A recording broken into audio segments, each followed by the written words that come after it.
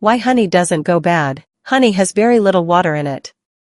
Bacteria and mold need water to grow, so they cannot easily survive in honey. Honey is mostly natural sugar. The sugar pulls moisture away from germs, which dries them out and stops them from growing. Honey is slightly acidic. This acidic environment is not friendly to bacteria, so it helps preserve the honey for a very long time. Bees add special enzymes when they make honey.